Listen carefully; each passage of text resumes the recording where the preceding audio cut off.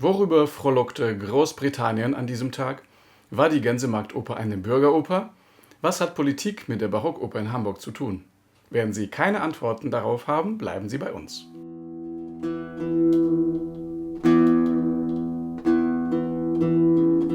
Heute vor 300 Jahren am Gänsemarkttheater, das Hamburger Opernkalendarium.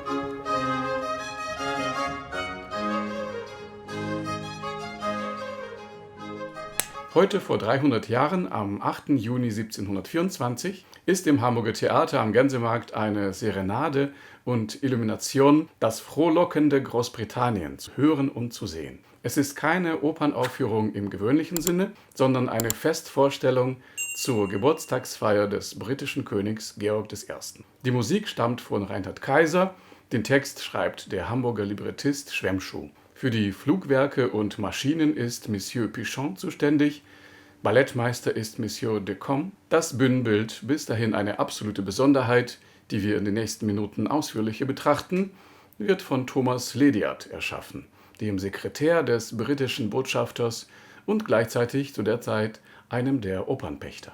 Konkreter zur Oper komme ich gleich.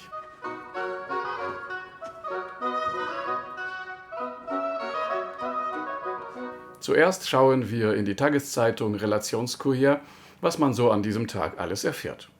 Ein neuer Papst ist seit März nach wie vor nicht gewählt und in Rom lebt man unterdessen noch in Ansehung des Konklave in ungewisser Erwartung eines Papstes.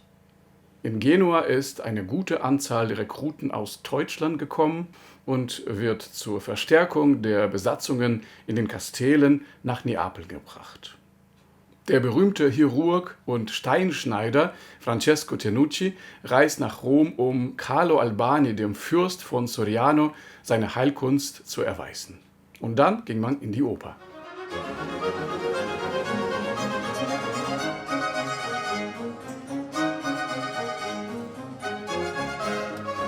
Wie schon gesagt, sehen wir hier keine Opernaufführung, so wie wir sie kennen. Es ist eine Serenade zur Geburtstagsfeier ohne Intrige und ohne gewöhnliche Handlung. Es beginnt so.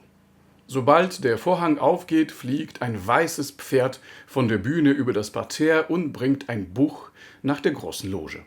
Der Schauplatz, so nennt man die Bühne damals, ist ein schöner Garten beim Sonnenuntergang, durch welchen man einen illuminierten Palast sieht. Unter dem Portal zeigt sich St. Georg als Schutzpatron von England, der mit einem Speer den Lindwurm tötet und von einem Arm aus den Wolken gekrönt wird. Und so geht es immer weiter. Die Charaktere mit ihren Flugwerken und Maschinen sind Phoebus, also der Gott Apollo, in einem mit 2 weißen Pferden bespannten Wagen, der Genius von Großbritannien auf dem fliegenden Pegaso, die Friedensgöttin Irene auf einem Regenbogen, das Verhängnis in Wolken, die Göttin der Morgenröte Aurora in ihrem Himmel, die Nacht in ihrem mit 2 grauen Pferden bespannten Wagen und das allgemeine Heil, ebenfalls in Wolken. Dazu das Gefolge in Gestalt der irdischen Glückseligkeiten, der Planeten und der 6 Morgenstunden, die Ballettszenen gestalten. Außerdem noch die personifizierten goldenen Zeiten und einige Zephyren. Die Handlung oder besser gesagt das Bühnengeschehen ist denkbar simpel.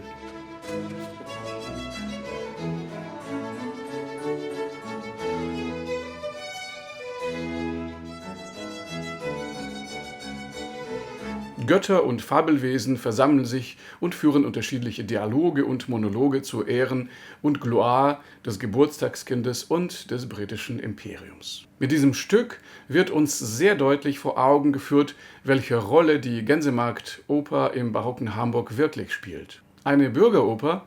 Eher weniger. Es ist ja so. Traditionell steht damals die Bürgerschaft in ständiger Konfrontation mit dem Rat. Diese Konfrontation geht oft so weit, dass sie sogar mit Einmischung der kaiserlichen Truppen und durch Waffengewalt beigelegt werden muss. Und es sind ja ein Adeliger, 2 Ratsherren und ein Organist, die die Oper gründen.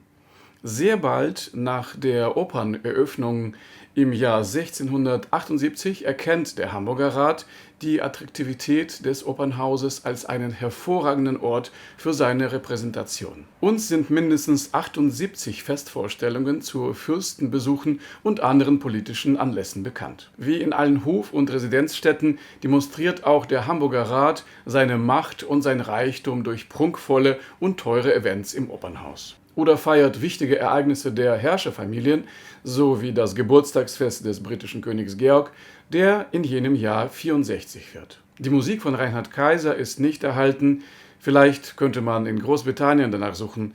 Es war üblich, bei solchen Anlässen eine Reinschrift der zu gratulierenden Person zukommen zu lassen. Meistens schickte man es in Form eines, man würde heute sagen, Klavierauszugs.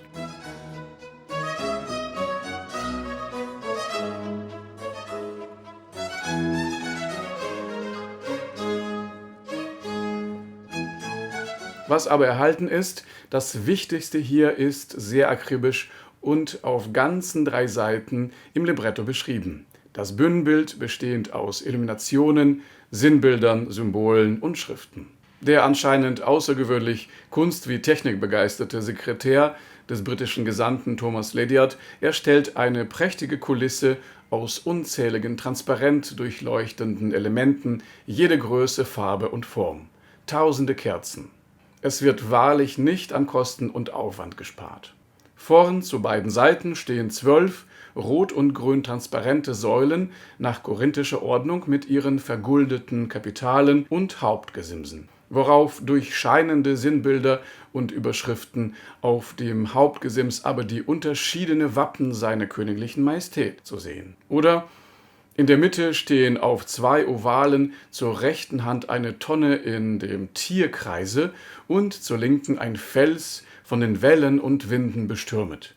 Unten an dem Postamente steht zur rechten Hand ein Diamant, auf dem mit 2 Hammern geschlagen wird.